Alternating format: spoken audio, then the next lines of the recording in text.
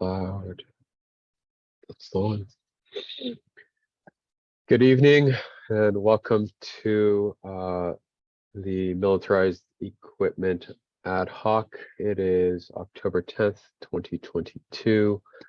And today we are going to take up three things that are on the agenda for us today. Scheduling, mobile command centers, and the LRAD. Bit of an update. I'm sure the ad hoc members saw this email. In order to facilitate and make sure that the department was able to get the robots, continue using robots and have their have the policy go through, they've agreed to the version of the policy that prohibits most uses of force, meaning no uses of force with the pan disruptor or with the robotic claw, but allows for the OC canister. That that version has been forwarded to council. I think it first will show up on rules, then to the full council on the consent calendar for a future meeting. We don't have explosive breaching on the schedule tonight because we have not yet received a policy or an impact report for that. I know that the department is working on that. We've already passed the deadline for any sort of where the department has ceased using those things, and we will take those up once we have that policy and impact report. Seeing as how the commission meeting is Thursday, and we have both the two policies on for today, I would propose to this ad hoc that we cancel next week's meeting, and then have our next meeting for the 24th to take up anything that any turnaround from the commission meeting this Thursday, as well as hopefully take a first look at explosive breaching. Thoughts? Do we have any estimate of at what point we could begin to review the breaching documents? Lieutenant Febble? Hopefully, after we got the inventory reports, we could start to Cardona. I mean, I'm hoping a week, but we have to keep our options open. Got it. So you don't think we would be able to see it for next Monday? No, definitely not. But like we discussed before, the advantage that we have is that while we do maintain it as an option, it has never been used in the past. So unlike the robot, it's not an exigency to get it through. Got it. Thanks. Not hearing any opposition or objections. So I think we will skip next Monday. Commissioner Jordan and I will have a different ad hoc meeting, but I think that y'all can take a break. Right. Let's see. Let's take up mobile command. Lieutenant Fleming, I'm going to stop sharing and turn it over to you. Do you mind going through some of the changes that you've made since? Okay, give me 1 second.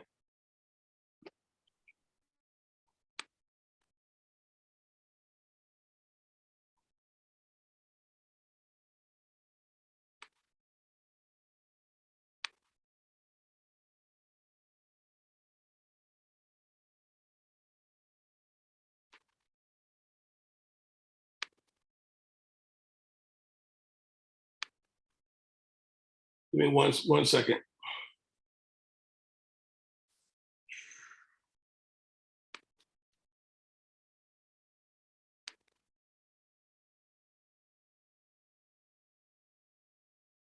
Okay, you guys can, everybody can see the screen?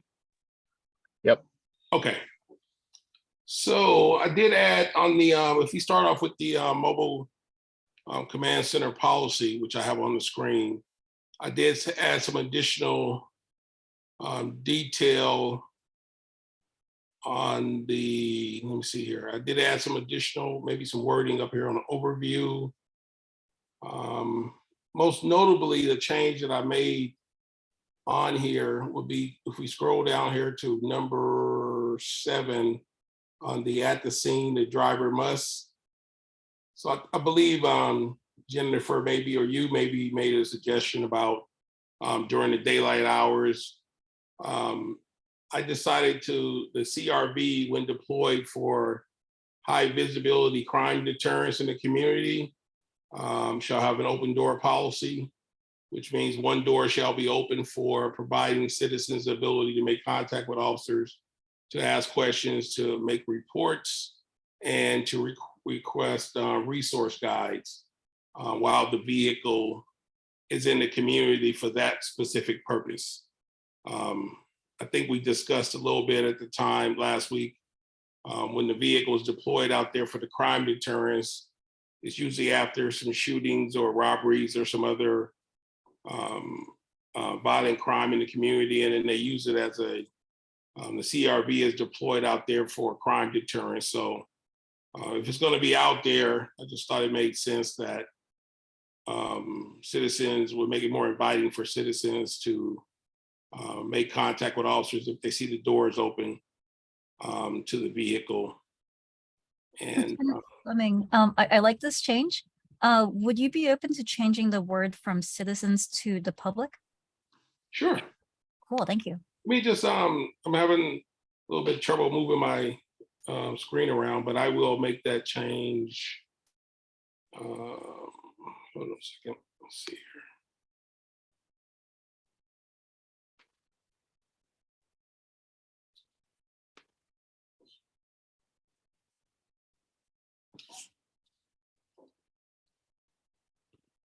Okay.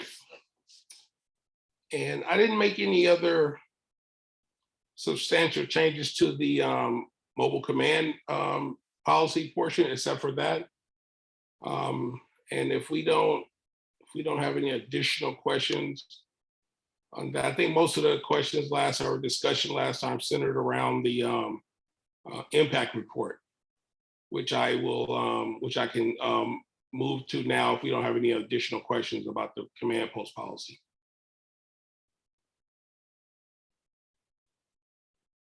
Jennifer? Thanks. Can we go back to the policy? One thing I am hoping we can take a look at is, I couldn't read the authorized use section as it went past. And I just wanted to make sure that, Under the authorization right here? right, would it be possible, one thing I'm noticing is that the authorization section is really focused on the user. So who is allowed to deploy, who is allowed to authorize. And AB 481, so the state law, wants to know about the authorized uses. And to me, that's much more around the circumstances for when this should be deployed. So I think it may be worth it to get a little bit more specific about that in the authorization section. So Lieutenant Fleming, I have open a previous version of this policy that I think was sent out either by you or by Lieutenant Turner or perhaps Lieutenant Thomason. And it does have authorized uses. And so I'm trying to figure out what happened between that document and now the authorization that you have here, which is on the page above. Okay. It's quite possible that through sharing, changing computers and saving stuff, I possibly could have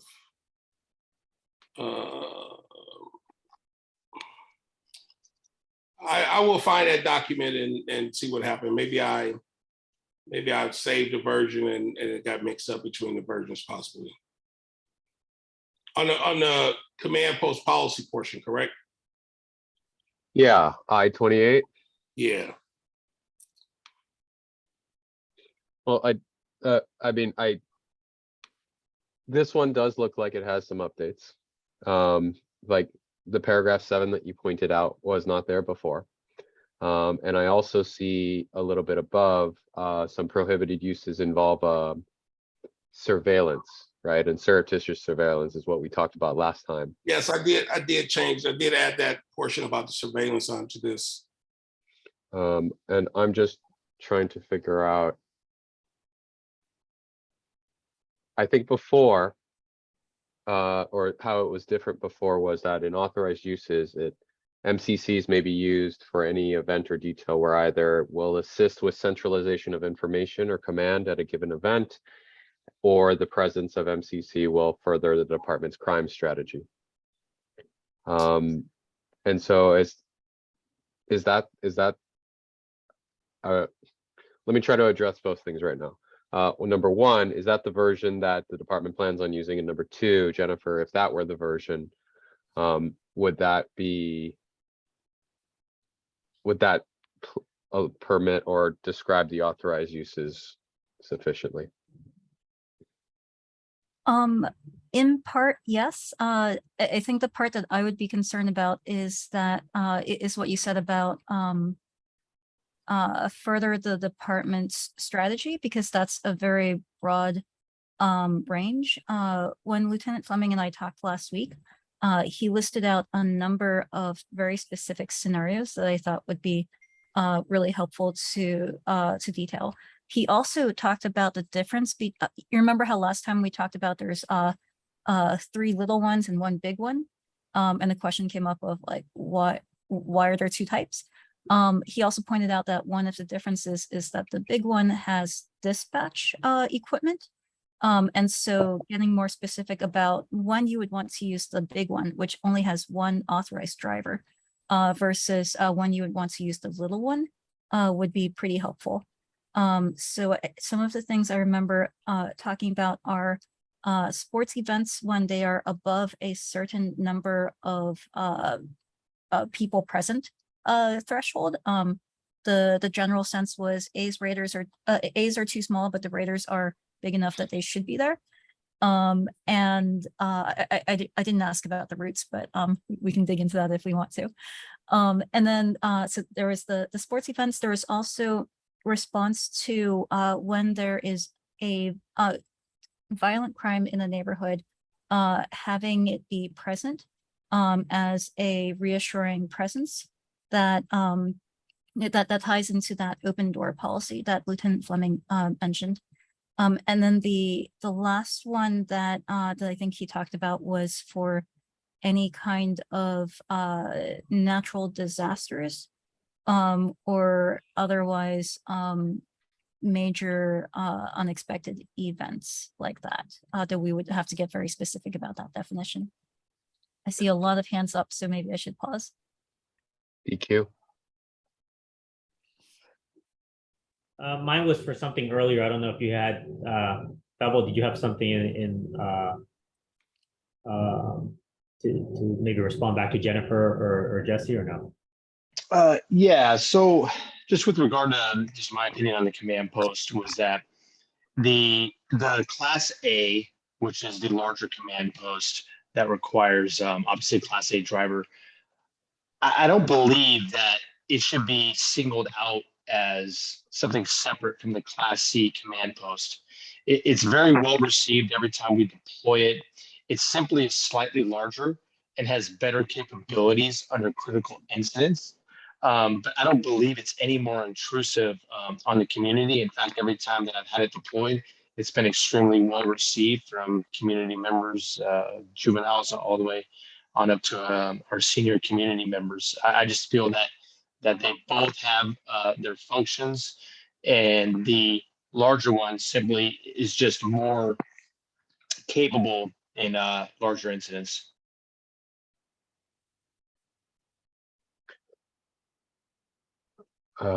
Jennifer, I assume you put your hand up in response to that. Yeah, that reminds me of something that Lieutenant Fleming told me, which is one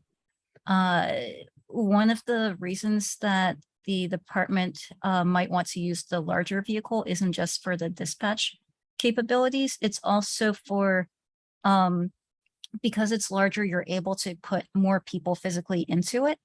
And so the smaller one is a lot more appropriate when it's only OPD present. But anytime you might have multiple agencies present, or if you're doing something jointly between OPD and the fire department, that's when you might want to consider using the larger vehicle, just because there's a limit to how many people you can cram into the smaller ones, the bigger one as well. I don't remember what the number of people the capacity is for either vehicle, but that might be something to call out in the authorization part is. Well, here's what I would Oh, sorry, go say ahead. to that, Jennifer, is the capacity of the units is not much different. It's the capability of the unit. I don't know the exact footage of each one, but I've been in multiple of them on many incidents. And the ones that are Class C, they're not that much smaller. We certainly could not house, multi-agencies within one of these units. The personnel only slightly increases. It's really the capability of, like Lieutenant Fleming said, of dispatch that the Class B version provides us a significant advantage. But in overall dimension and capacity, they're not much different. It's just a Class B one simply has air brakes. Got it. Yep. But by the way, your audio is coming in a little bit garbled for me, but I think I understood all of that. I think if there's some way for this policy to capture that difference in capability and get a little bit more specific about when you would want to deploy one or the other, then that would be really helpful for understanding the difference, and could also lead to just a little bit more thoughtful deployment in general. Obviously, the institutional memory that OPD has helps with making that discernment, but getting it into the policy, I think, will also be supportive both to the department and to the public.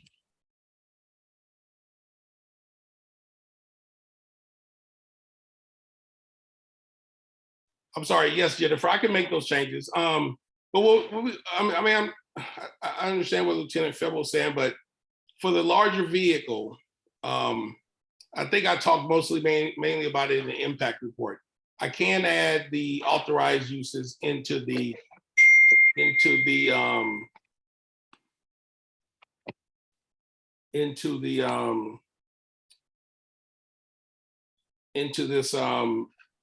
the vehicle policy portion. So I can do that, and I can work on that and add that to the policy. I think when we get to the impact report, you'll see more definition about, because maybe I misunderstood you when we spoke the other day about, I added most of the stuff to the impact report, which I thought we were centering on the last time we spoke, but I can also add that to the authorized uses.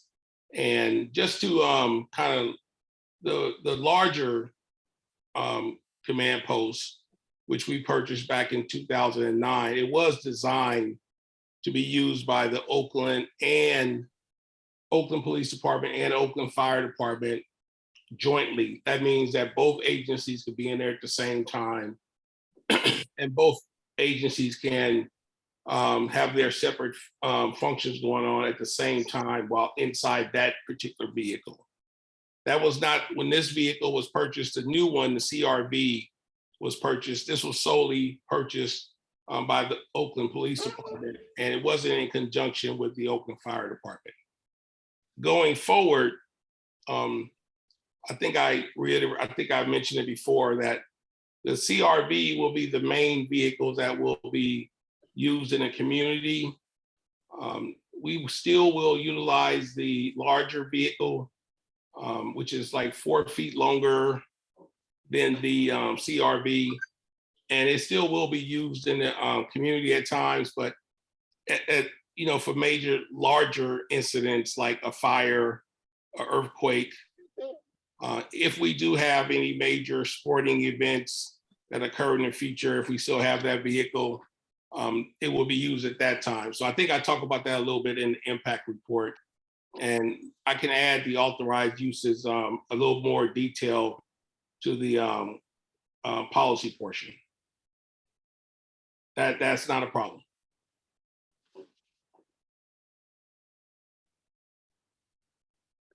Great.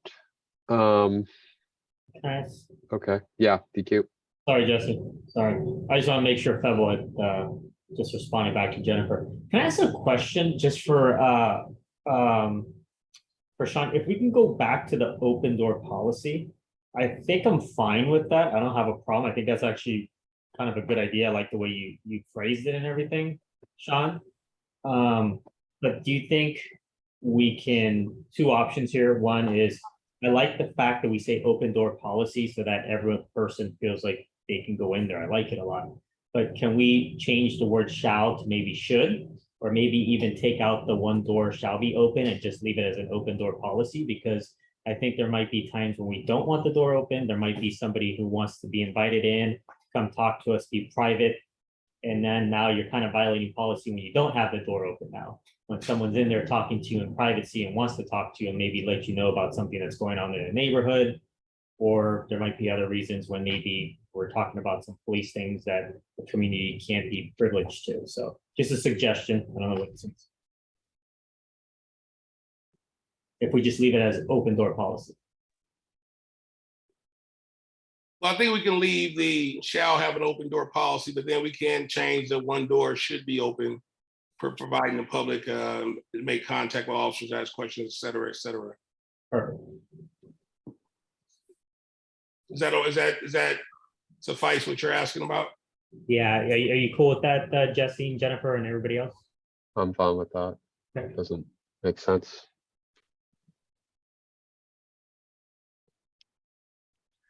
I'm sorry, Jennifer, you still have your hand up? Fresh hand. So I'm going back through the state law.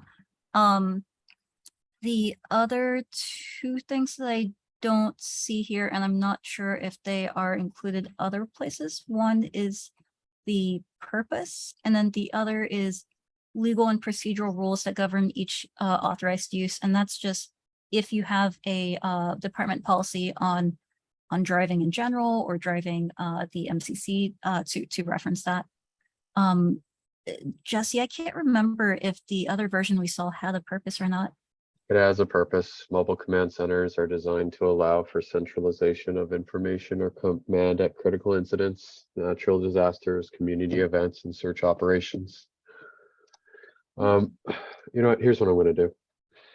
Because we need to get through this policy and we need to figure out a version of it tonight. Just give me a second.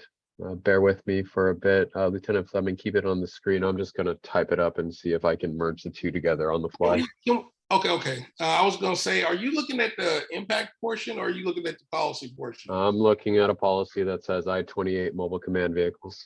Okay. My bad. No, you're good. You're good. Don't worry. It's a lot of documents flying around. Could you scroll down just a little bit? I'm going to start doing this. That's good. Nope, too far. I need the first part. There it is. Give me one sec. Comma, communications vehicle. Yeah, communications.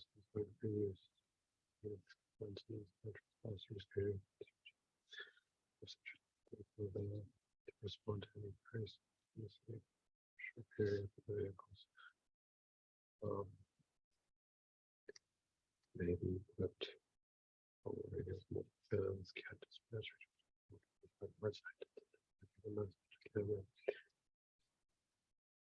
Conference area.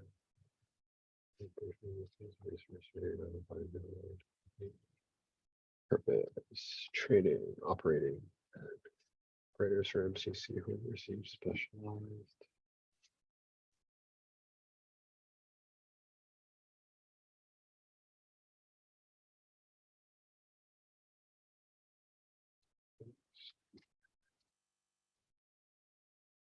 Okay, same thing said differently.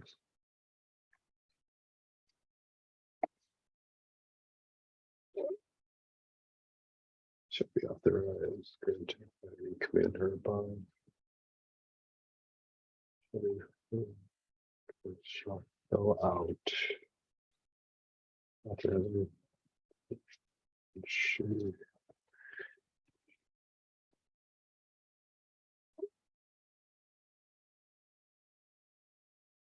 What's the phrase for The military equipment coordinator. SOS, SOD, Commander. No, just whatever it's called in case 7. If anyone remembers off the top of their head. I'll look where you're going. Thanks. Yeah, like I can look too. Thank you. Just want to make sure that the last sentence in authorization goes to the correct person.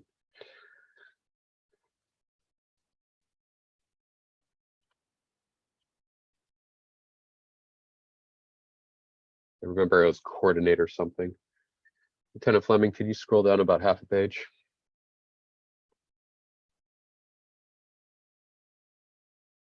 Perfect, thank you. Okay, deployment, follow for deployments.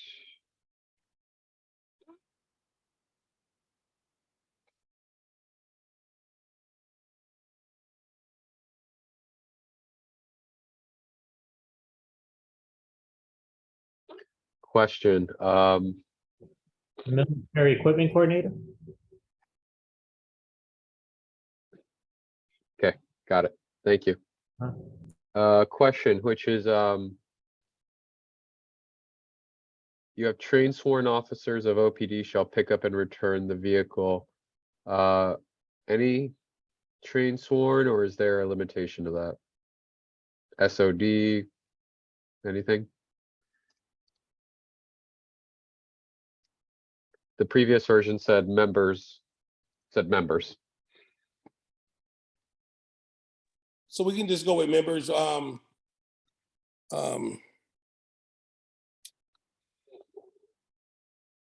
So if you drive the larger one, you have to have the commercial driving training experience.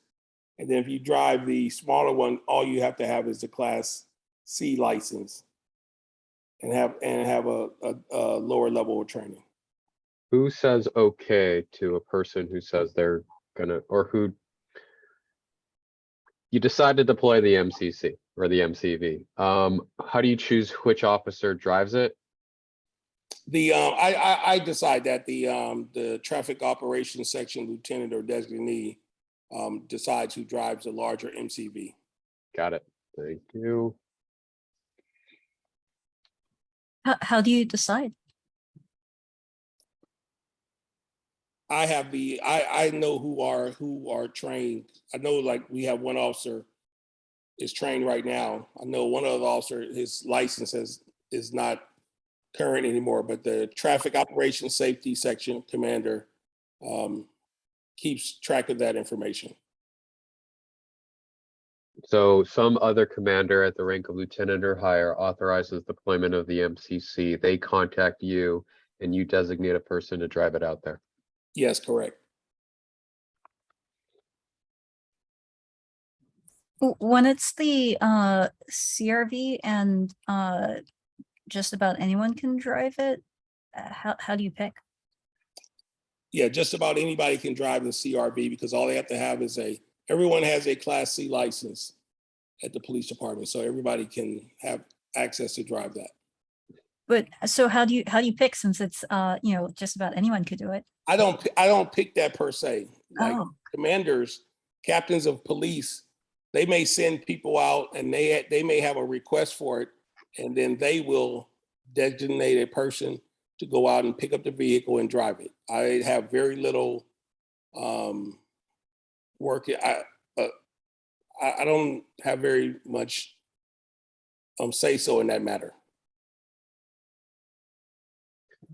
I'm gonna That's put, where the CRV. I'll put designated members of the Oakland Police Department shall pick up the vehicle at the designated housing location. And then members using shall return. Do you mind scrolling down half a page? That's good. Thank you. There's that. To assignment. Establish trap. Let's drive cautiously. Okay. Can you scroll down half a page again?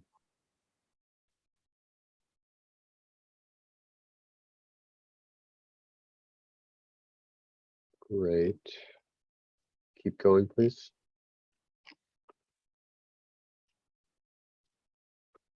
Okay. All right. All right, why don't we take Lieutenant Fleming, can you stop sharing? And then I'm going to share what I have right now. Okay, give me 1 second.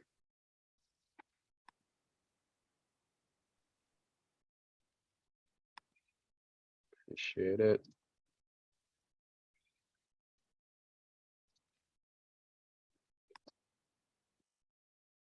Okay. I'm going to ask that it show all markup. All right, so this was our previous version that we've looked at for on 2 prior occasions, and I've incorporated what I can on the fly based on what we have. I'm pretty sure this is what we were looking at before. Jennifer? For purpose, since it sounds like most of the deployments are for basically community relations, can we put that in? Community events? The third Not one? community events, but community relations. But I guess what you said is also true, because it's both the community events when there's a lot of people, and then there's also community relations of going into neighborhoods after to try and increase police presence in a more approachable way for the neighbors. Lieutenant Fleming, that makes sense. Yes, that's fine. Yes.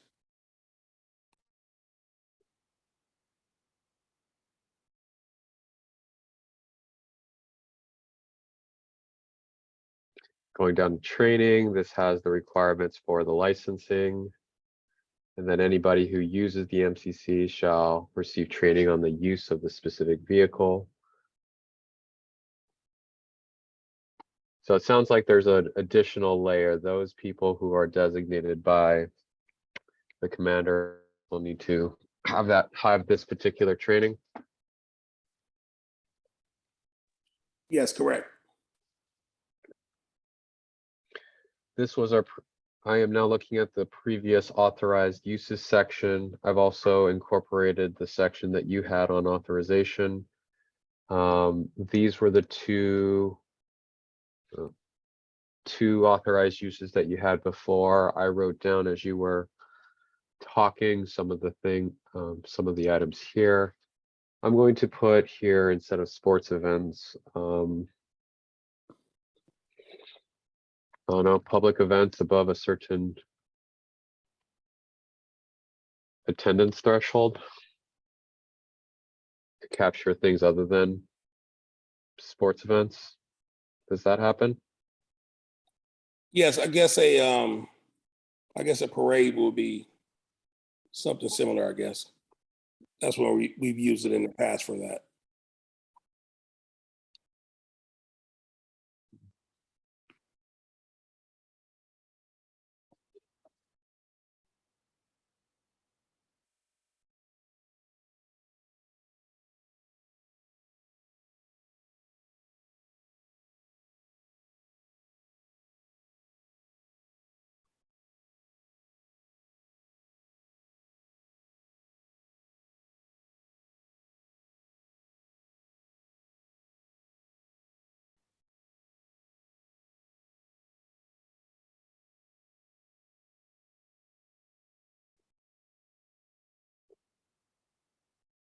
Need some help with this sentence. Let me see, in a particular neighborhood where Assure community members of police response. of police presence.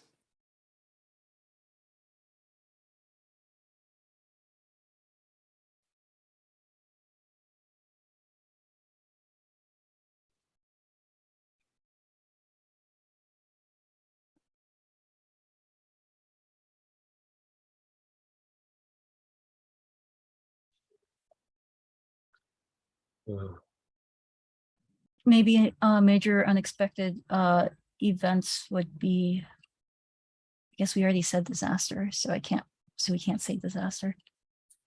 I just wish we could get a little bit more specific. Citywide emergencies. That sounds good to me. I have that in the LRAD policy. I just figured it kind of may cover it.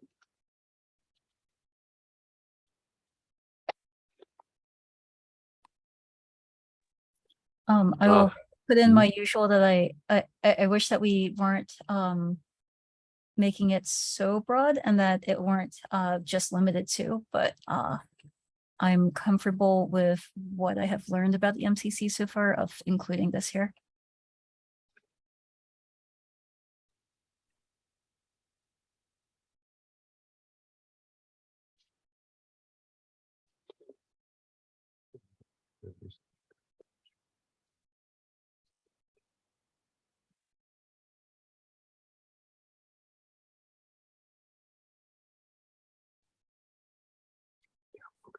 Can we, for C, can that be 3 instead of 2C, since it's not part of the crime strategy?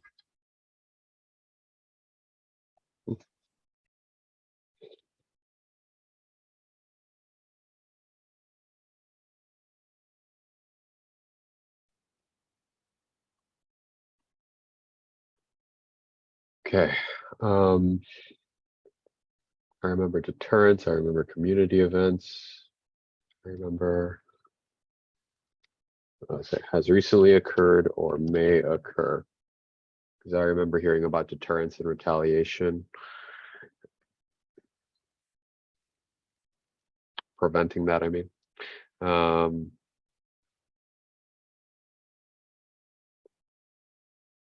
Okay.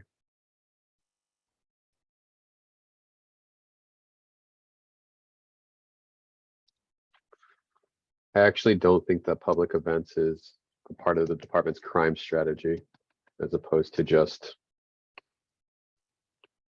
this is an event that we may want the MCC for.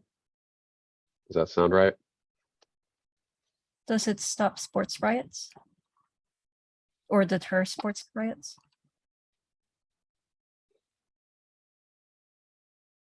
Yes, Jesse, that sounds fine to me. No, you've convinced me otherwise, Jennifer.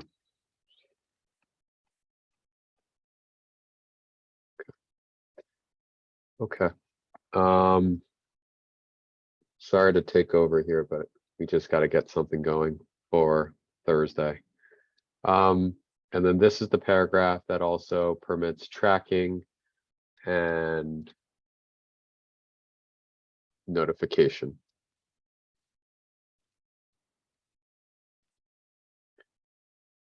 All right, and then we have prohibited uses. And I know that the department did mention about how they had situations where can't stop plain view surveillance, may be asked to drive by. And I think Commissioner Jordan hit it on the head pretty well that the concern was surreptitious surveillance. So I've added that line there from Lieutenant Fleming's, the one you had up on the screen. And it still includes the don't use it for responding for calls to service, traffic stops, or vehicle pursuits.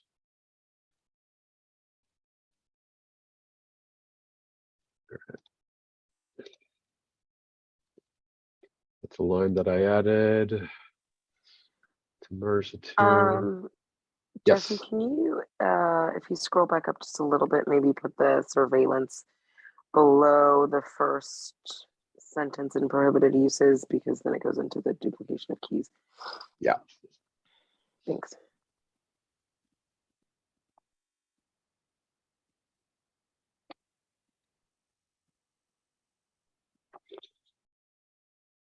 Okay.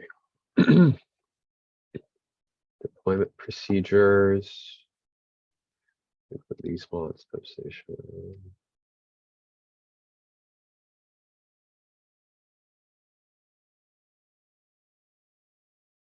If I say members, is that going to make it non-sworn? Non-sworn staff? No. Okay.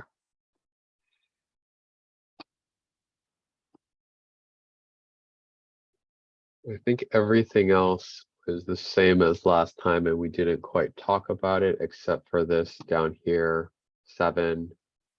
and this additional paragraph at the end. And then this does have the, what DQ mentioned, one door should be open for providing the public as opposed to shall be for. I'll get rid of that comma.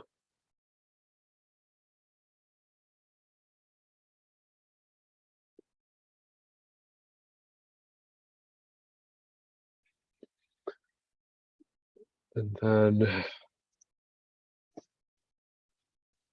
oh, we need a section for the how to make complaints or concerns.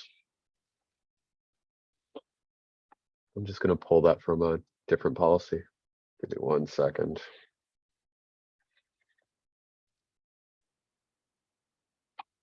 And then I think I mentioned something else, but I don't remember what it was. So I'm not going to bother. Can you remind me if we need legal and procedural rules?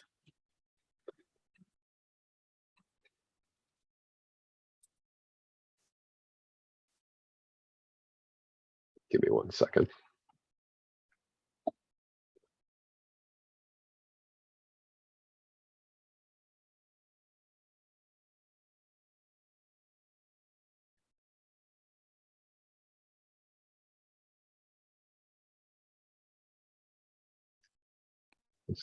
Yes, this footnote is a different footnote for this. Third footnote. Okay, so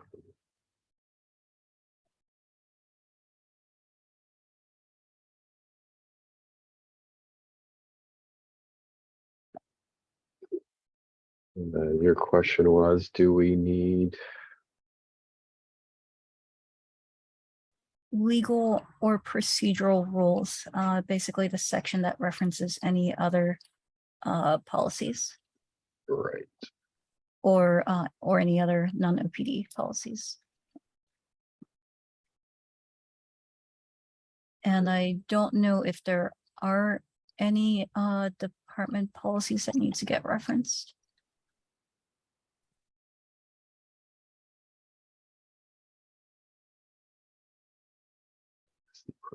Report. That's the policy.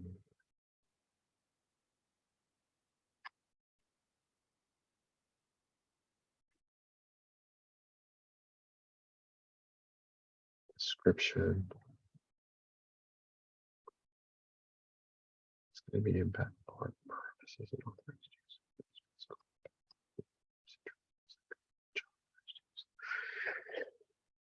Oh, yeah, it does. Okay.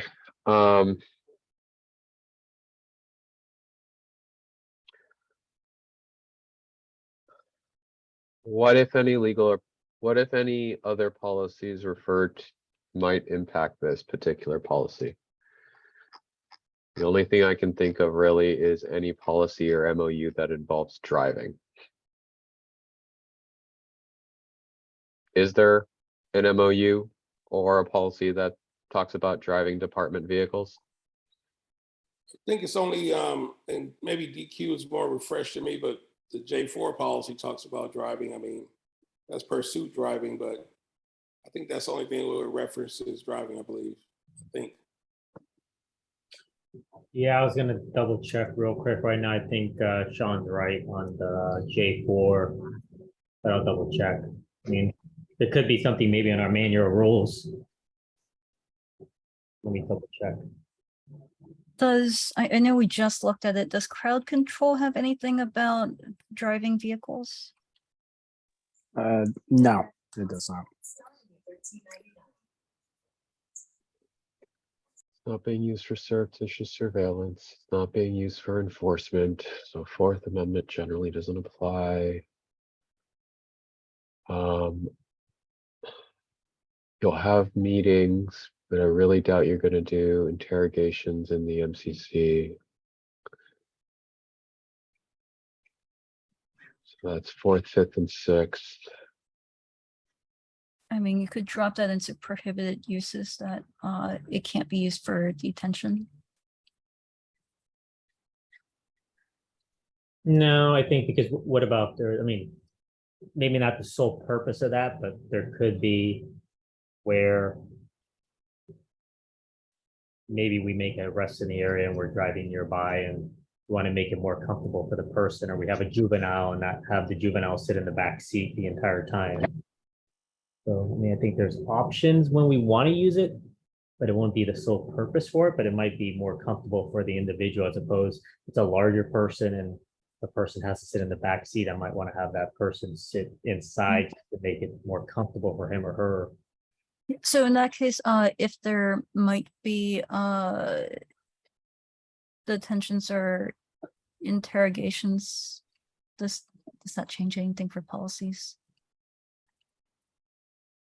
That might be transport of detained subjects, interview of juveniles, detention of juveniles, and the 4th, 5th, 6th, and 8th Amendments.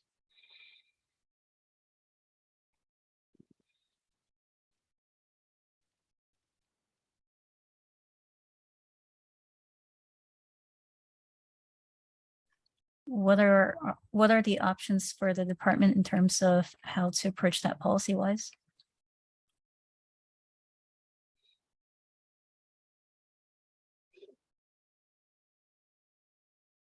Is that for detentions we're talking about, Jennifer?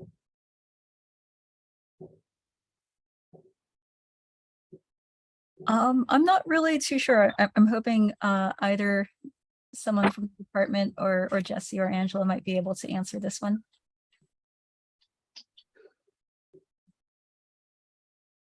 Have you ever transported a detained subject with one of these MCCs? No. No, not to my knowledge ever. Have you ever interrogated or interviewed someone in one of these MCCs? No, Have you ever used it as a temporary detention, like a drunk tank? no, never.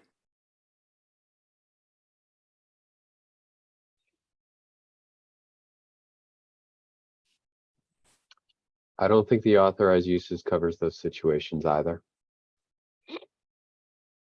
I think it does. The authorized uses say that it can be for anything that will further the department's crime strategy, but the examples are not limited to what's given. And so you could say putting someone into them would further the department's crime strategy. But the line reads, the presence of the MCC will further the department's crime strategy, not the use of the MCC. Whoa, that's pretty neat.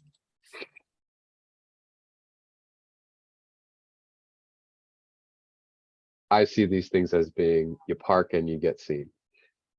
That's kind of the sense, right? And so actually transport, arrest, detention, or interrogation probably would not be under the authorized use.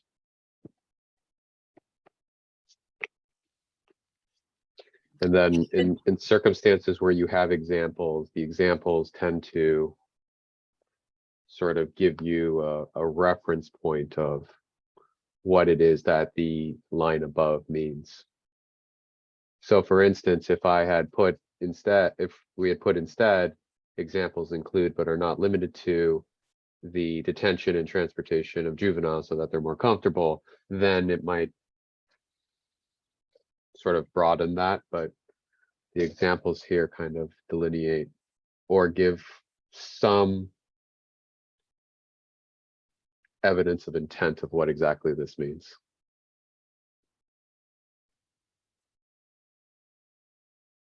So I'm generally comfortable with it here. And despite what DQ said, I don't really see they may think about it. I don't think it's an option for them to detain or transport. And there are much better ways and more fuel efficient ways. Okay. Well,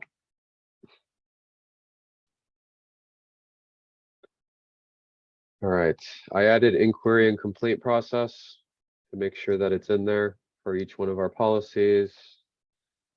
Sorry, everyone, I just wanted to make sure this got done tonight so that we can have a version for the commission for Thursday. I know the department wants to continue using these.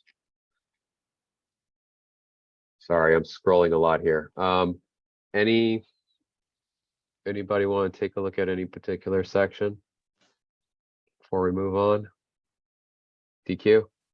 Just real quick, it looks like just J4 for driving, and there's nothing that I see in our MOR for driving, so. Appreciate you checking. Lieutenant Fleming, I'm going to send this to you. Thank you, Jason. This particular version. Thank you. All right. I'm going to thank you all for your indulgence. I'm going to stop sharing. You want to turn to the impact report there, Lieutenant Fleming? Yes, give me 1 second. While you're doing that, sorry, I took it off the screen so quickly. Does anybody have anything else that they want to look at for the I-28 or any concerns? Thoughts? Okay.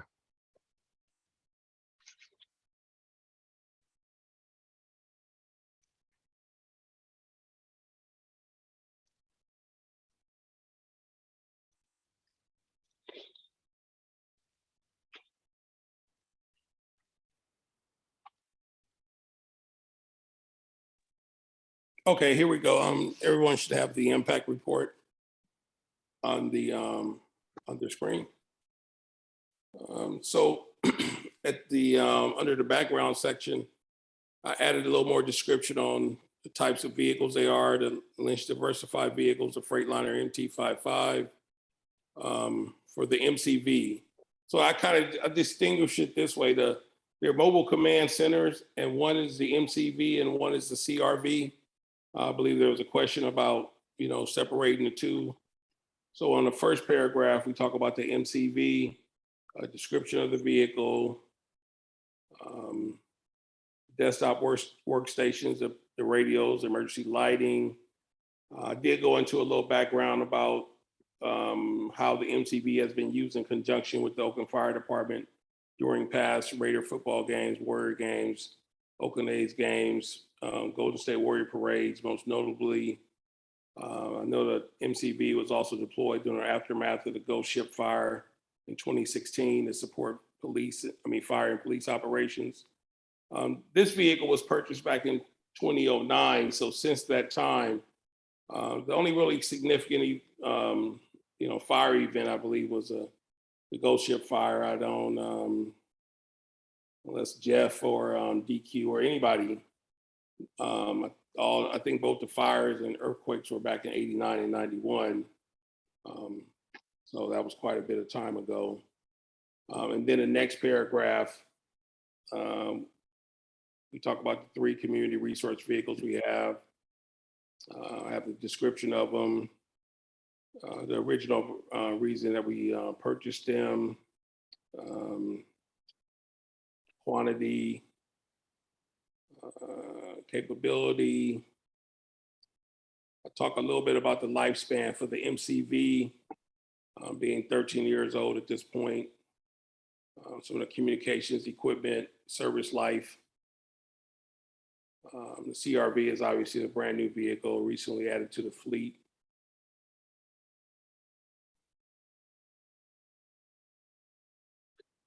Lieutenant Fleming, were you able to find the manufacturer description?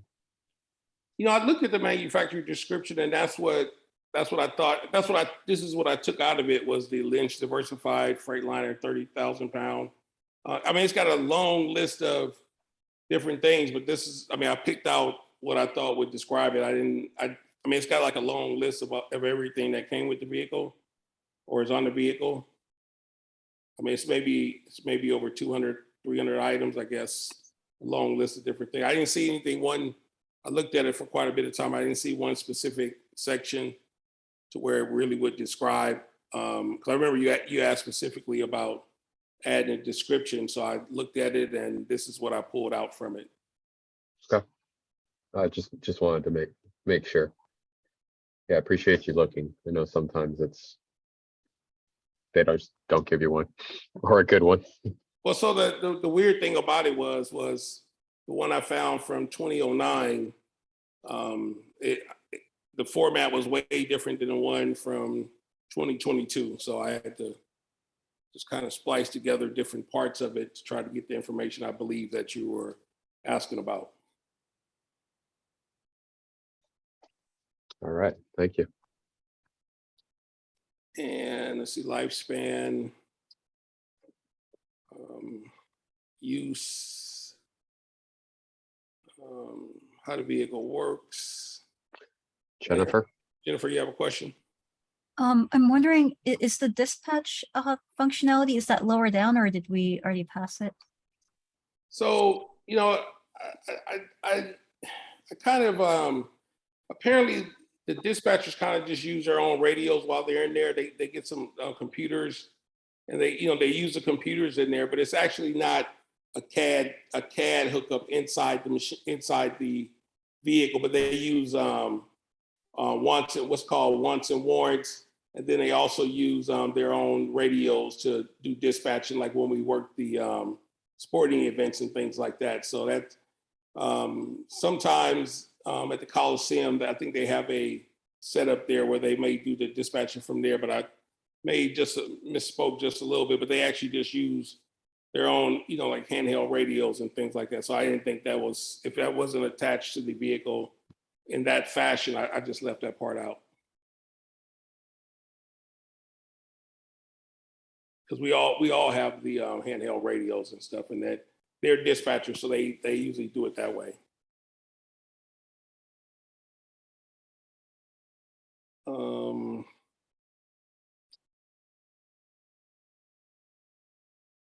Then we go to the purpose portion.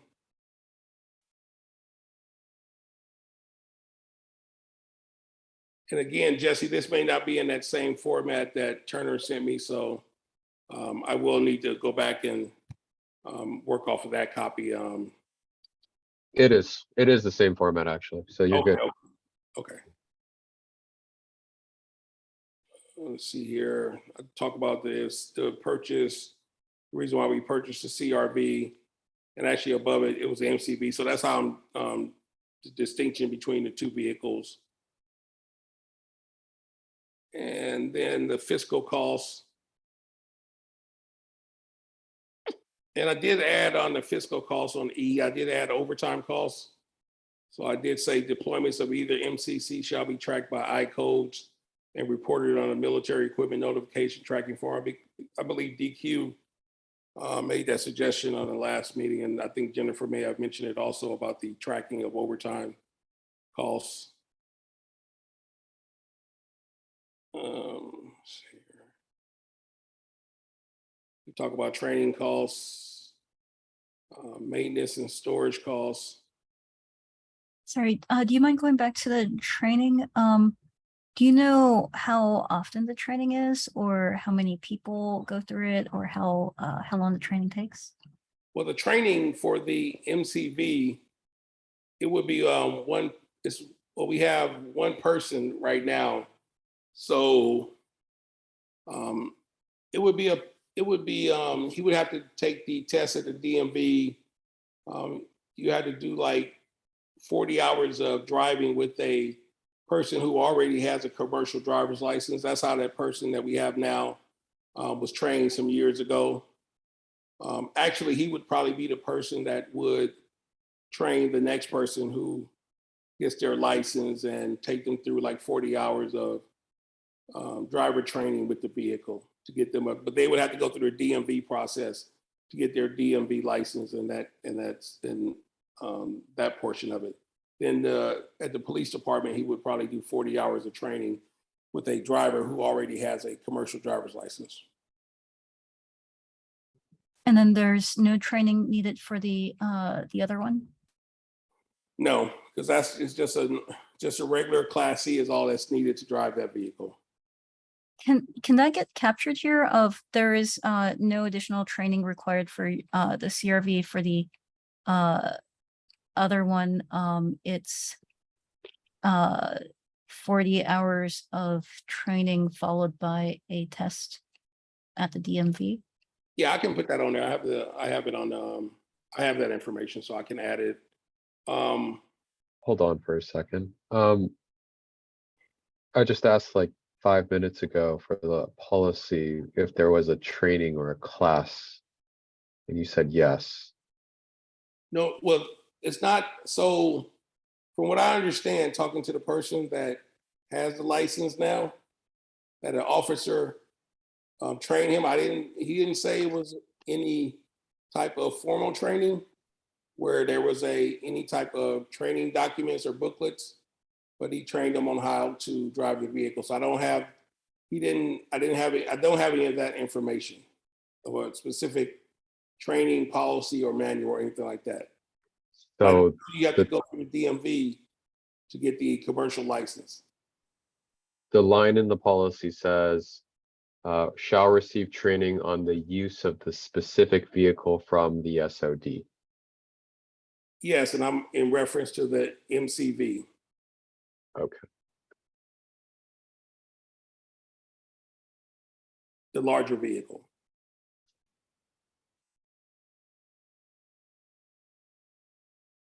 Okay. I'm going back and deleting that line then. Okay.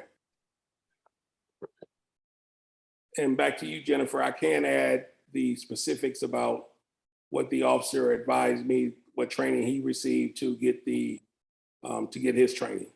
And I can add that portion. Yeah, that'd be great. And how long the license is good for? Yes, I can add that too.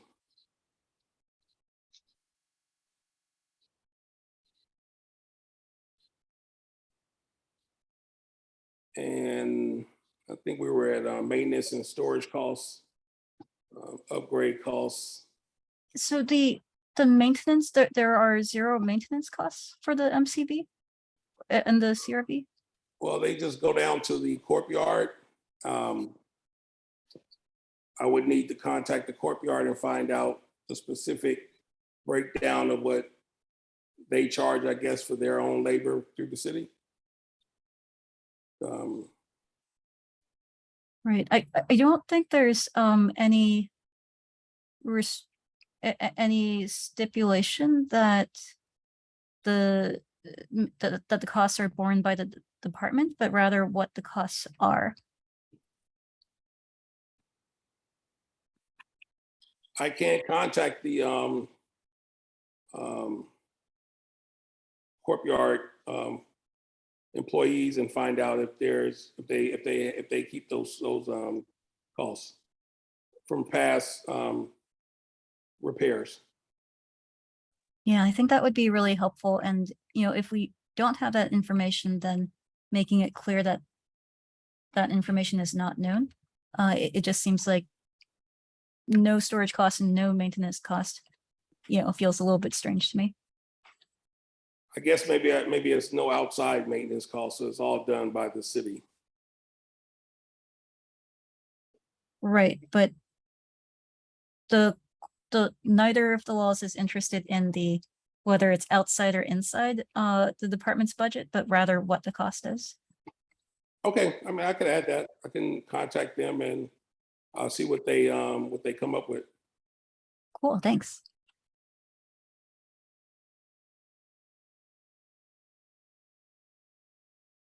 And then the next would be the upgrade costs. Is it possible to get some numbers here? I can't, just from my knowledge, I know that we did get an estimate to upgrade the older, larger MCV 2 years ago, right before the pandemic hit. And we did get an estimate of around $92,000 to upgrade the electronics equipment in the vehicle. So I can get that back and look at that and add that. That's the last known time that we actually looked at an upgrade process for the larger vehicle.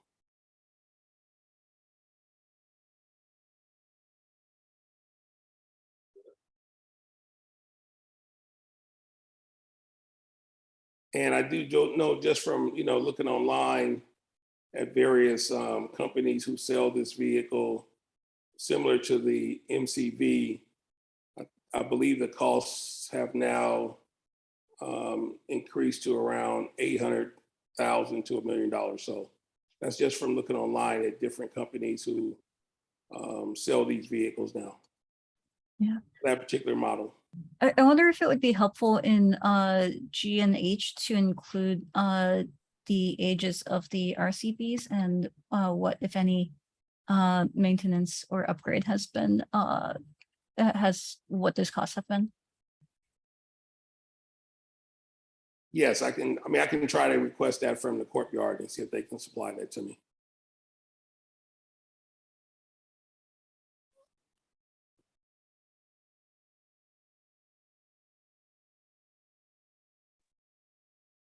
And going on to the impact portion. So I'll talk about the MCN CRV. Command post can be used for any small to large scale events. Both vehicles can work as mobile central location, act as a mobile central location where resources can stage and be deployed from. Provides the police department with on-site command, supply and control, and communications hub that is needed for large community events or critical incidents such as natural disasters to support public safety. Both vehicles can offer victim assistance at scenes of violent crimes, missing persons, school shootings, and homicide scenes. Generally, both the MCV could offer a place for privacy for grieving families, where a chaplain is present to comfort families. Victim assistance specialists could assist families with services needed for the relocation, funeral, and burial costs and provide much needed information due to the loss of a loved one.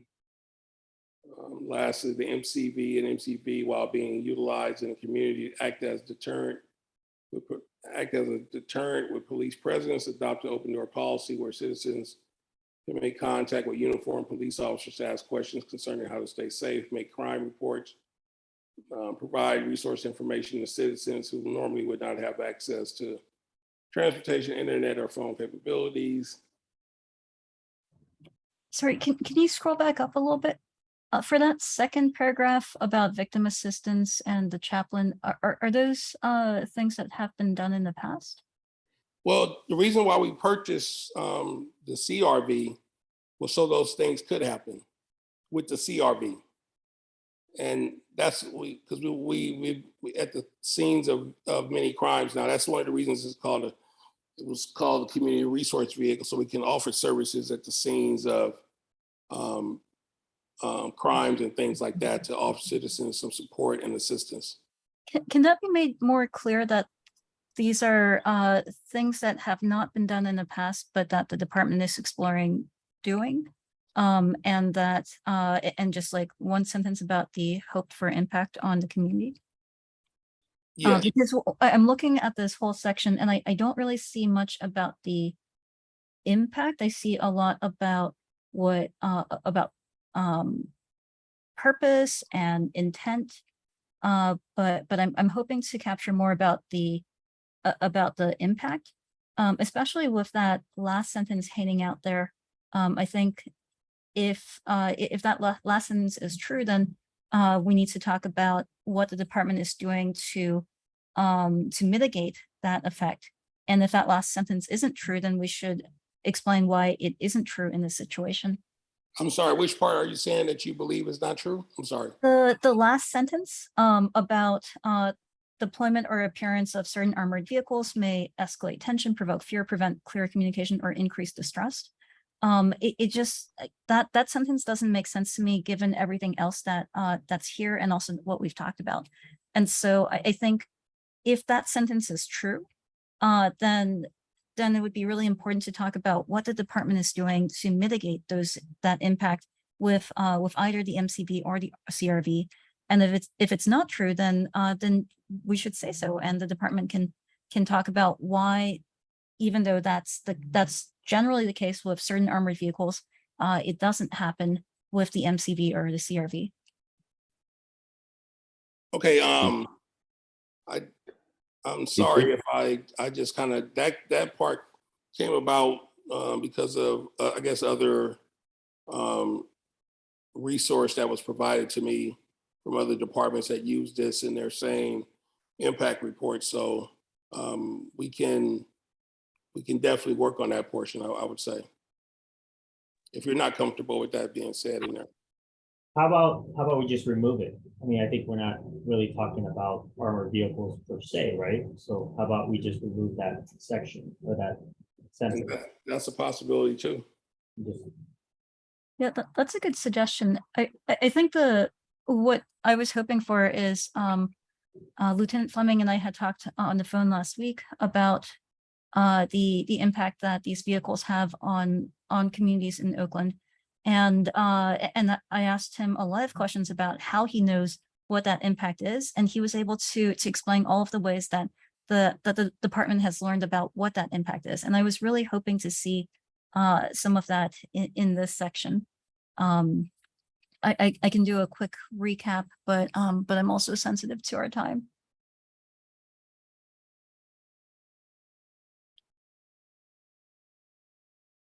So would it be okay if we took this portion out then, that last sentence? I think so.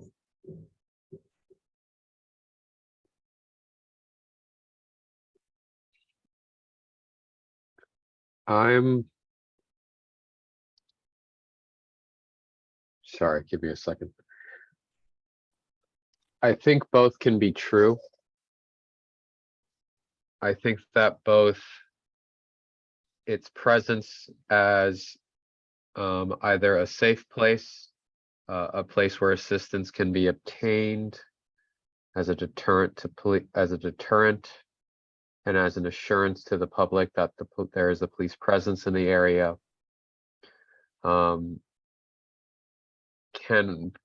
is a definite impact. I also think that there are certain persons who may believe that the deployment or appearance of any police vehicle, frankly, regardless of whether or not it is this one or another one, may see them as escalating tension, provoking fear, preventing clear communication, or increasing distrust. I don't think they're necessarily inconsistent. And so I am less inclined, well, I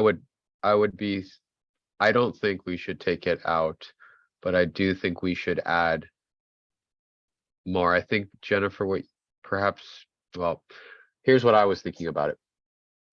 Paragraph 2 and paragraph 3 tend to be of the impact section sound like they go under purpose and intent, or the purpose as to what it is that the department plans on using them for.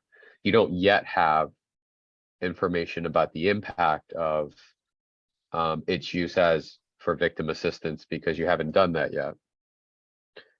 You do have some evidence of what the impact is as its use of a deterrent, and that's positive police community relations, or as a deterrent effect for future crimes in the area. That's an impact. We haven't yet done the open door policy, from what I understand, and so we don't yet know the impact of that. So for this particular sections, I would take paragraph 2 and 3. I would move them up to purpose or expected purpose. And then I would add the impact of sort of that the vehicles are seen as a deterrent to further crime in a particular area, can be seen as whatever else it is that I said. Sorry. I think just the second paragraph, because my understanding is the third paragraph is their standard operating procedure.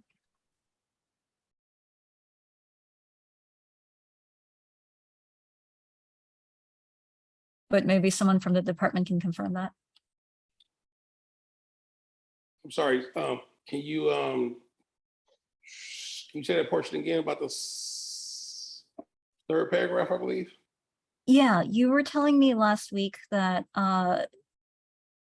when the MCV or the CRV are deployed, that you know that it's a welcome presence because people walk up and tell you and ask questions and engage. And when I asked about how that happened, you explained that the doors are usually open. Okay, that's why I talked about the open door policy where citizens can make contact. Right, but can you just confirm that my understanding of that is correct? Yes. Okay, Yeah. great, super. Generally walk up to it and they see a police officer and they generally walk up to it and knock on the door or, hey, officer. I mean, they generally do that when I've seen it out there being used. Okay, then just the second paragraph should go up then. And then I would add to the last paragraph at the beginning, something that says, for certain communities, the deployment or appearance of a mobile command vehicle instead of armored vehicle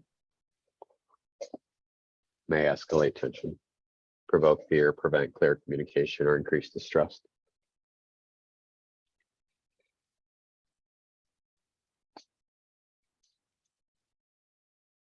Yes, yes, I can add that part.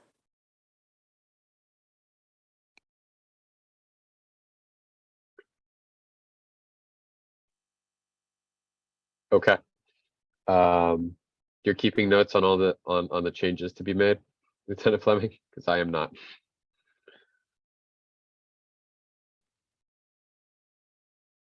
Yes, I am. Excellent. Let's keep going through the document. Okay, and now we're down to mitigation.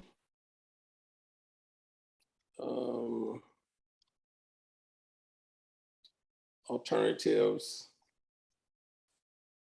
There are no alternatives or asset available to accomplish the same goal as MCV and CRV.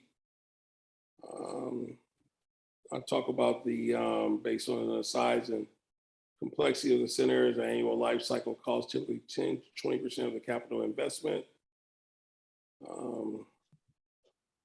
Cost of the new centers similar to have risen. I think I mentioned that earlier during the earlier part when we talk about cost. I'm not sure that that's true, that there are no alternatives, right? Like, I'm thinking about in the event of disaster response or for search and rescue, it's pretty common to set up a tent and a generator and pop up some collapsible tables. And then you've got something very similar. And so I don't think that you can say there are no alternatives. I think you could list some alternatives and note that they lack the mobility or the ease of deployment or the or even like I'm assuming that the generator or whatever is used for the MCCs are possibly, I don't know, very, very, very quiet, but in a way that other generators might not be. But I don't think that you can say there are no alternatives. Well, if I'm talking about a mobile command vehicle, yes, I am saying there's no alternatives because you can't move a tent. You can't drive a tent around an area. You can drive this vehicle around and you can move it around and to different locations when there is a natural disaster, when there is a fire going on, you can move it around to different locations. So in that aspect of being mobile is what all the readings I've done and the things I've read over since I embarked upon this vehicle is one of the only options. If we were talking about something static or something stable that we're just going to plant there, like a tent or something, I think that would be something different. Actually, we would probably have a tent or a canopy stored within one of these vehicles that we can take out and use if needed. So in terms of mobility, which I believe that's what we were focusing on, mobile command centers, I think this would be the only option. But I mean, I can take that word out if that's something that you're not comfortable with. Right. I don't think that there are no alternatives. I think that there aren't similar alternatives with the same level of ease of setup, but in search and rescue, you see both approaches of having a something like a mobile command center or having a tent. And so I don't think that, and you can see the same in disaster response. And so I don't think you can say there are no alternatives. I think you can point out that there are alternatives, but there are costs in terms of the speed of deployment and the flexibility of deployment. But a tent is a tent, a generator, and tables are specifically how mobile response centers are set up in general.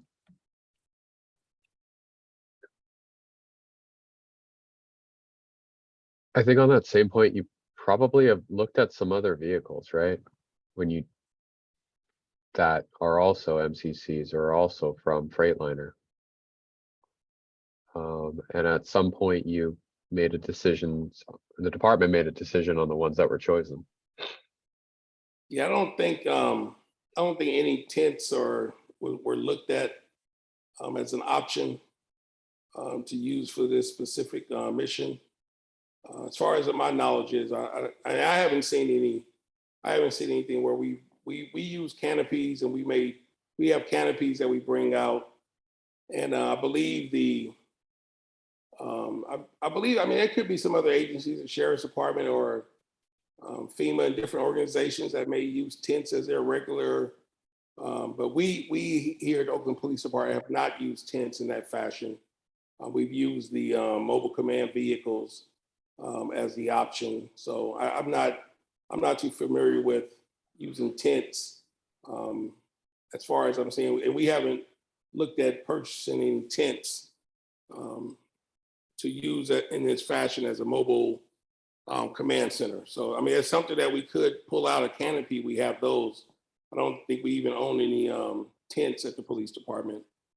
I know we do have canopies that we bring out when we're setting up tables at recruiting events. And right, the law doesn't say what alternatives you have immediately available. It doesn't say what alternatives have you considered and rejected. It wants to know what alternatives have you considered. Okay, so we've considered other vehicles, but we have not considered any tents for this particular purpose. Yeah, but tents are something that are an alternative. Okay, so I can maybe just reword and take out the part about there are other alternatives and use maybe the mobility of this vehicle is the reason that this vehicle was chosen versus using a tent for our purpose at the police department. Yeah, or like Jesse pointed out, also including what other brands or models you considered and decided weren't a better alternative. Okay, I probably would have to. I'll go back and find that information because I wasn't actually part of the whole kind of the vehicle was already picked out when I came aboard. So I'll go back and find that information out. Appreciate it. And then the third party dependence. I think we talked about this. All maintenance is completed through the City of Oakland Courtyard. So we don't depend on any third party for the maintenance of the vehicle, or we haven't.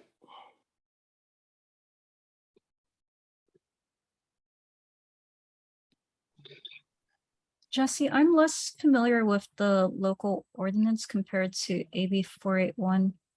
Do you know for third-party dependents, if they have to, like if they had to work directly with the manufacturer or to source specific parts, that's not something we need to consider, right? Okay, good. I think that's something else. Okay, good. But I also don't think that MCCs or MCVs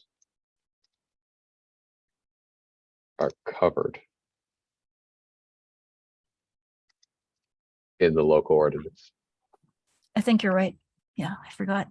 That's why we're doing this now.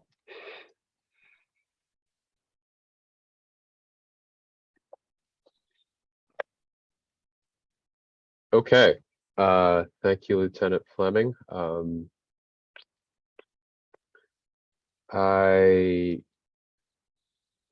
When do you think I'm about to send you, or I will send you the policy at the end of this meeting? When do you think you can get these impact report changes turned around? Can I have till Wednesday? You can, but what you're gonna need is, you need to send me the version you have up on the screen right now. I'm going to submit it to Police Council, Police Commission tonight, and then have those additional changes probably, and then you'll send me the update on Wednesday, Yes, correct. and then we'll figure out the procedural rules that we need to do in order to get this figured out for Thursday's meeting. Sounds good. I appreciate it. Thank you. Could I take over again? Yes, I'm giving you the screen back. Thank you.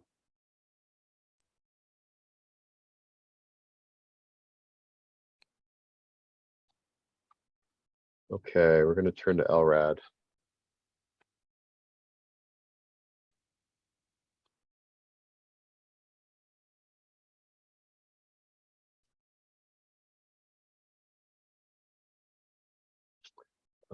Let's see. Couple of things. Let's see. I defined in this particular section what an area of denial device is. Device designed to prevent a person or group of people from occupying or traversing an area of land, sea, or air. I took, well, actually, that's later on. Sorry, let me turn all changes on so I remember what I did.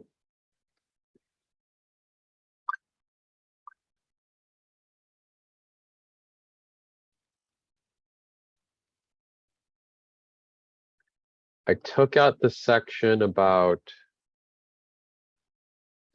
communication with subjects suffering from mental health crises because we had taken that section out of authorized uses previously. So it'd be consistent with that. I added the word law there because I think constitution, because it fit in authorized use. And then instead of I tried different ways to define emergency, but then all the definitions I could figure out, I think broadened it much more than what was intended. Because frankly, for a lot of people and the way it's defined, most 911 calls are emergencies. So rather than do that, I used the language that you just heard and had it be disaster or citywide emergency. So it could be seen as larger scale emergencies or events to respond to. Let's see. Those were the previous changes in blue. Is it possible to footnote barricaded so that way people can know what it is?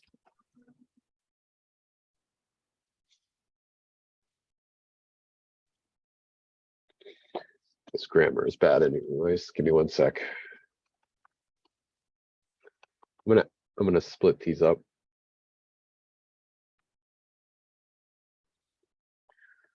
DQ, what's the policy for barricaded suspects again?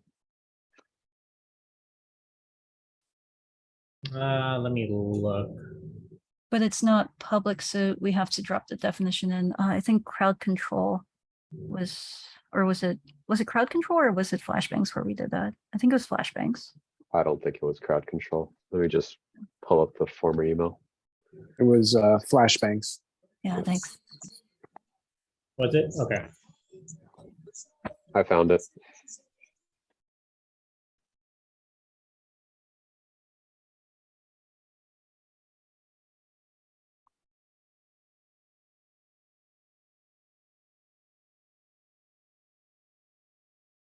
Oh, it's a lot bigger than I intended.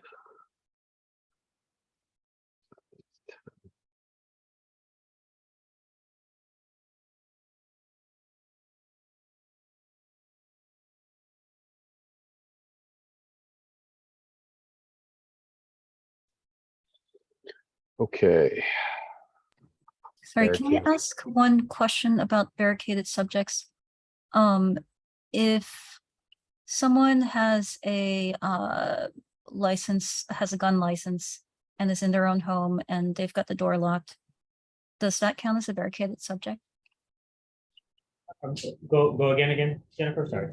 If someone has a gun license and they're in their own home and the door is locked, does that count as a barricaded subject? I think it really depends if there's a crime that's taken place. So what you mentioned is pretty much just a random person at home. If now it's a domestic violence incident, completely different. If there is, kidnapping, gunshot inside the house now, we got to figure out what's going on. Completely different, but just a random person inside their house with a gun license, and absolutely not. Just depends if you have a crime and what type of crime. I think the way it reads would be that the police generally have some reason or justification to arrest the person or detain the person, and they lock themselves in and refuse to surrender, and they have a weapon, explosive, or other dangerous device. Right? So if that, yeah.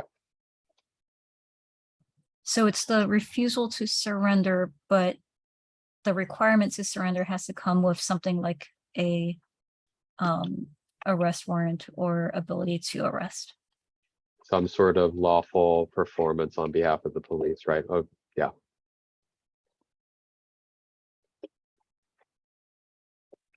They have a reason to go in there and arrest. Got it, thanks. Okay. Suspected armed suspects, training at circumstances. Okay, warning tone. All right. Couple of things. Let's see. How is this different? Yeah. So we had changed in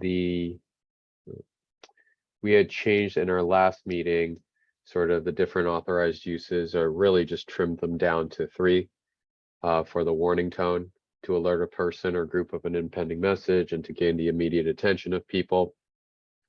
What is not here now, something is missing here.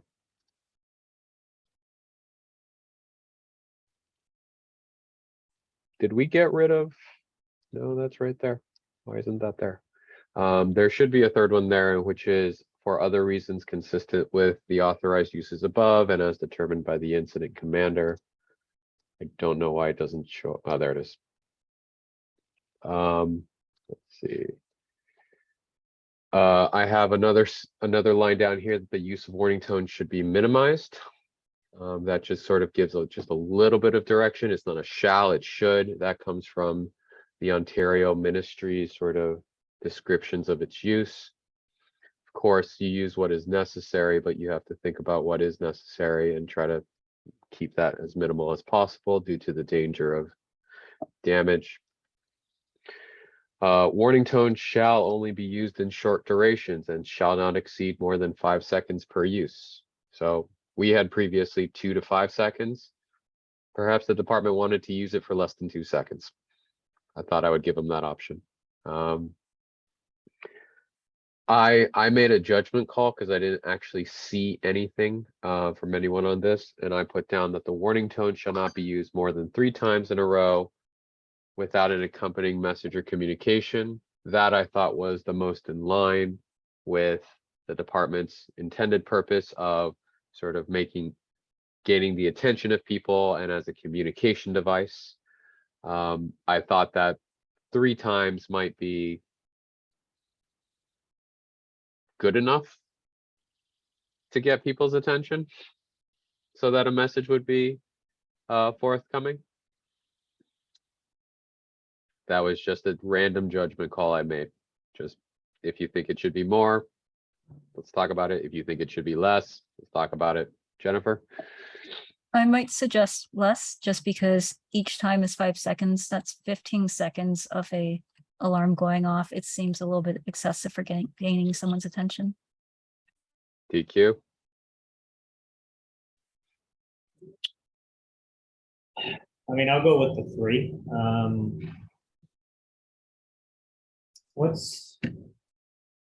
That's 25% out of a minute. Is that what we're saying? So 3 times 5 seconds. There is a later portion. Right. Yeah, shall not be used more than 3 times per minute. There is a later portion that says, where is it? Would that be saying that we're using it only 25% out of a minute, right? If we go just Right. I thought there was a section I put in here. Sorry, give me a second. Oh, here it is. Any recorded communication or warning tone shall be followed by an equivalent period of silence to allow for effective communications while reducing bystander exposure. So it would be 5 seconds off, 5 seconds off, 5 seconds off. That would be a grand total of 30 seconds, so half a minute, and then a requirement for a message. Is that math right? Yes, it is.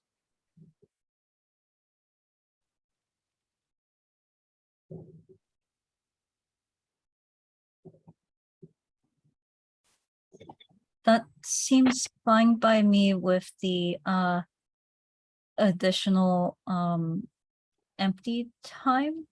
2 concerns I have. One, I know for me personally,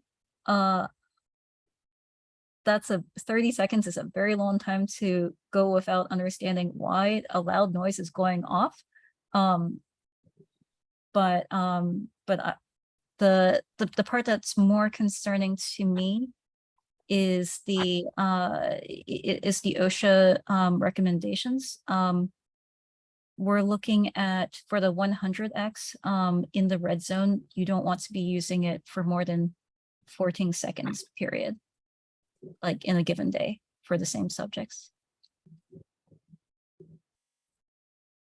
So that means if you hit the warning tone for a total of 15 seconds in the red zone, you're already over what OSHA is recommending for noise for a given person. And you shouldn't be following that up with additional use of the LRAD.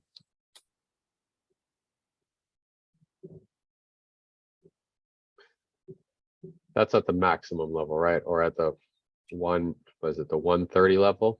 That's at the 140 level, I think. It was at that red zone for the 100x. Are you suggesting then that you'd be fine with 2 times per minute, because that'd be only 10 seconds as opposed to the 15 seconds, and then that'd be less? I think I'm fine with leaving it as is, but focusing on what we can do around that cumulative noise exposure. Because one, I personally found it kind of non-intuitive that that noise is cumulative, that if you hear something super loud and it continues, then that's a more dangerous effect on your hearing and health than the exact same decibel level for a shorter duration. So that was a surprise and not at all intuitive for me. And I think that the duration guidance gets kind of tricky to issue, because if you're at the red zone on the 100x, then you can't go for more than 14 seconds a day before for the same people who are hearing it, before you start running into the OSHA guideline restrictions. But if you were to use it for, say, 7 seconds, then that means any time that you spend in the green zone would drop from about 90 minutes a day to closer to like 40-45 minutes for that. And so the interplay between how noise accumulates in exposure, I personally find kind of confusing, and so I can't think of a simple way to convey that. And we've all talked about how much the department doesn't want to intentionally cause or unintentionally cause any kind of hearing loss or disability as a result of using the LRAD. And so after learning about that cumulative noise exposure issue from reading what Osha was writing about, I just felt at a loss for how to approach that policy-wise.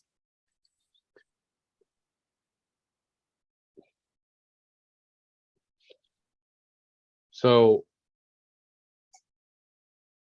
I think taking the OSHA guidelines is a good idea, but I also see from the Ontario study that although the setting is at a particular decibel level, they have recommended distances such that it would make the decibels or the sound pressure levels very different than what the level itself may be.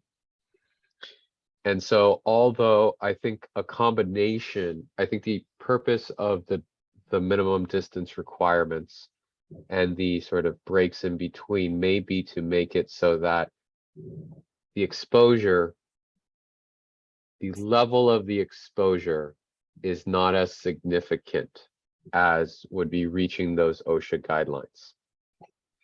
So when I look at some of the studies and they talk and the recommendations, I see that at, for instance, at the maximum setting level for the 100x, it's sort of in between, but at 40 meters, the alert's 103. At 80 meters is 86. If we have it at the max at the distance of 60 m, it sounds like we're looking at a level of approximately 90 something, which is significantly lower than the OSHA, than the levels at which OSHA starts to get very concerned. And so I do think we address it by the distance requirements that are here. Now, it doesn't completely mitigate the cumulative effect, because even if you are in an area, I think my dad can probably attest to this because he lived near a freeway, it still affects your hearing, obviously, right? I don't have a good way of addressing the cumulative effect short of just telling the department to have a stopwatch and say, this is how many times you can do that or use this thing in a given hour. I think that starts to get, I mean, part of me starts to think we're starting to lose the forest for the trees. Or sorry, lose the forest for the trees and sort of getting down into the nitty gritty. And so and it may just be that they stop using it. Yeah, right. That's a really good point about the distance mitigating some of that duration part. I'm really glad you double checked that. Given that policy wise, I'm comfortable with these changes. At a personal level, I absolutely hate the idea of having 30 seconds of intermittent 5-second blasts and 5-second silence for 30 seconds before finding out what's going on.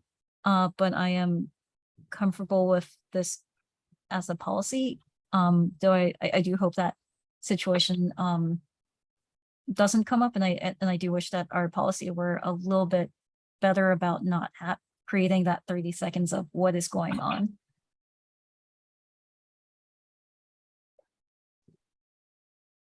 Did was it Sergeant Johnson? Did he say anything about the number of times or anything?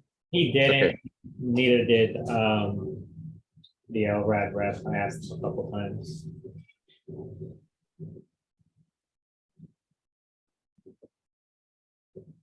Did he say anything about the distances? No, the only thing I have is the distances that I had initially when we sent the when I did the research. I have those in here, and that's sort of the 40 meters and the 75 from the LRAD rep. Exactly, and that was with the LRAD rep that I had. So I put these descriptors in here, the actual descriptors, as sort of a reference point for us to understand what these distances mean, not necessarily for the policy itself, because I don't know if I want officers to be thinking about these things rather than just making an assessment of what the distance is. But there is a decision point that we need to make between what Ontario recommended and what LRAD recommended, and that's under the red zone utilization for both of these. And so I have versus, right, these distances. And so recognizing that the red zone is relatively small, DQ did, or anybody from the department, is there anything that you can see that would be debilitating wrong or make it so that you wouldn't use this particular device if the limits were 200 feet minimum for the red zone for 100X or 650 feet for the 450X? I understood the last. Say the first part of the question again, Jesse. Does 200 feet work for a red zone minimum distance for the LRAD 100X? Yes. Okay. Does 650 feet work for the 450X? I'd say yes. That's 2 football fields, essentially. I think we're fine. We barely use the 450X. I'm more looking at the 100X here. So I think we're fine with both. When does the 450X get used? I think rarely. I think they've taken it out on a couple civil unrest situations, but I know they're always taking out the 100X because it's just so much smaller and easier to put on the little ATVs that they have, or whatever they're called. I'm not sure if I'm using the right terminology for the vehicles they have. Okay. And then just trying to move methodically through this. Yellow zone, 100 feet for the 100X. Is that okay? Yes. And then 50 feet for green zone, which is the minimum. Yes. And then 350. I don't even think you can hear it even from 10 feet away, I'll be honest. But yeah, 50 feet. You're really just using the yellow at this, frankly.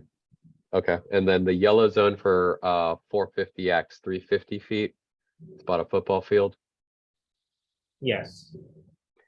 And then 100 feet for the green zone on the 450X. Yes. Okay. All right, then I'm going to do a lot of deleting and take out everything, all the exemplars. Just put down the fees. I like the exemplars. I know.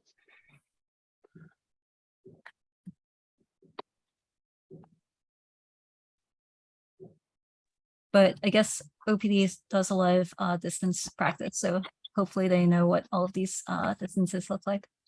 Can't tell you how many times I listened to a police officer testify about distances and trained to estimate distances.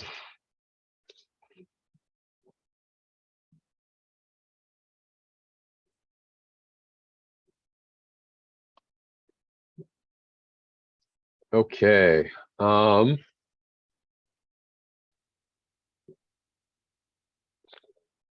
3 times per minute. Ensure that no person is in front of the LRAD within the minimum distance noted below in tables A and B. Deployment considerations. Advance notification should be provided to perimeter officers so that everyone knows. LRAD operators should wear hearing protection. This was more of the OSHA thing for the department. Shall not be used or deployed when any person not wearing hearing protection is within 50 feet of the area. I thought saying it twice would make sense. Announcements and warning tone shall be made from the lowest volume setting necessary to complete the authorized use. Any recorded communication or warning tone shall be followed by an equivalent period of silence. We talked about that just a second ago. The best I could think of about unintentional or uninvolved bystanders was would avoid, must ensure that it would. I think about a barricaded situation where there are people inside. Those people are involved, unfortunately. This was the example of like other houses or other people to the best that you can. When considering whether to use, and then the other part about the people that you should consider not using this for, or really think about. Presence of captive or trap recipients who may be affected by the LRAD. Sorry about that. The presence of any person who may have physical or psychological vulnerabilities to the LRAD, including but not limited to, and then a list of people here. I put including but not limited to, because this was just the things that I could think of, and I'm sure there are many other things. Jennifer? Two things. For persons diagnosed with post-traumatic stress disorder, I think if we can change that, drop the diagnosed part, because someone with PTSD but not diagnosed would still be impacted. At the very top of this section, it says factors consider. Sorry, not G, but right above A. A, B, C, D, yeah. Oh, sorry. Oh, sorry, G. G is the operators should consider the following factors. Can we get a little bit more explicit and tell operators what they should be considering? Like, operators should consider avoiding or restricting or like increasing use of, like, can we get more explicit here? I would recommend something like operators should should consider avoiding or restricting use of the LRAD when the following factors may be present. DQ? I mean, I think I'm fine with it. We could totally add that. I think we're kind of fine when you're making the consideration whether to use it, because you're listing some of the factors. Do we have a section in here similar to what we do with the robots and the drones, where it says that just because it's possible to use doesn't mean that it's always, just because we have the availability doesn't mean we have to use it? No, but I can add it. How about we do that instead, Jennifer? Might go into the impact report under alternatives, maybe. You know what I'm saying? Like the let's see what it says.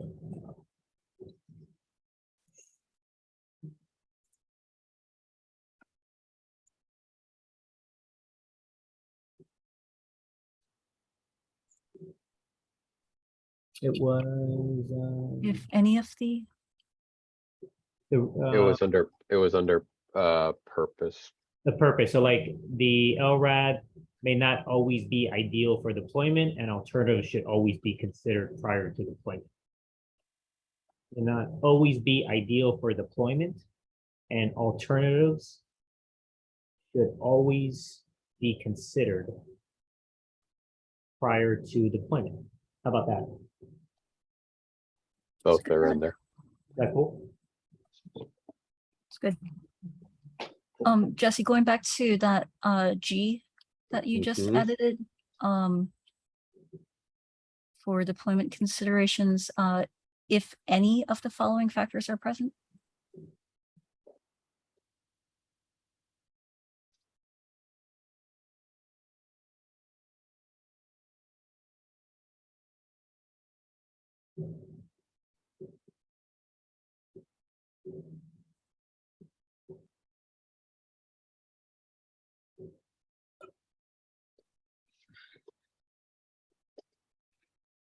I'm going to put one word here.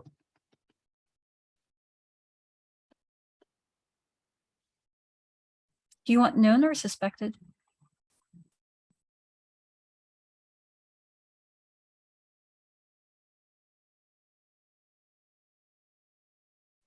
And I ask about known versus suspected because Especially with the mental health things. I know.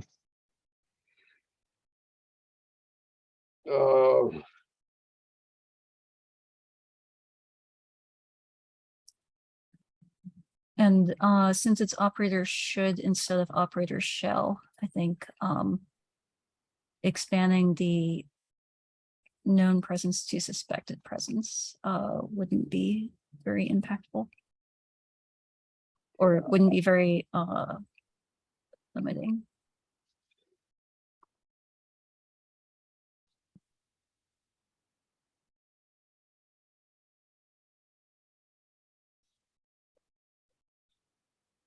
Okay.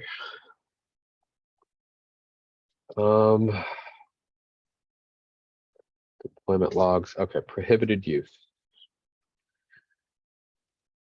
Cleaned it up a little bit. Shall not be used as a weapon or an area denial. I made sure that warning tone was separate and called out because there was an additional level beyond the communication device of the potential to disperse a group of people. I suppose technically a communication. And not used for more than 5 seconds at a time. And I think those are the only changes I made. Besides like spacing and a period here and a sentence here. Or not a sentence, a Oxford comma somewhere, probably. Okay, sorry about the late sending.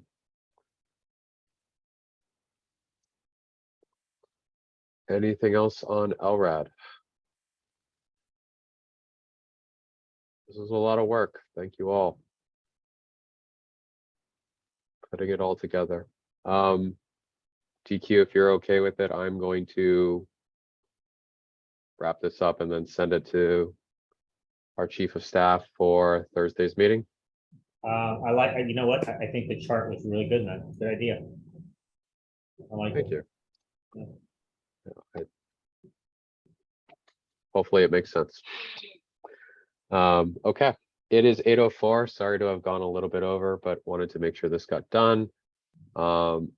For those of you that have policies up for consideration on Thursday, I'll see you on Thursday. If not, then we come back October 24th at 6 p.m.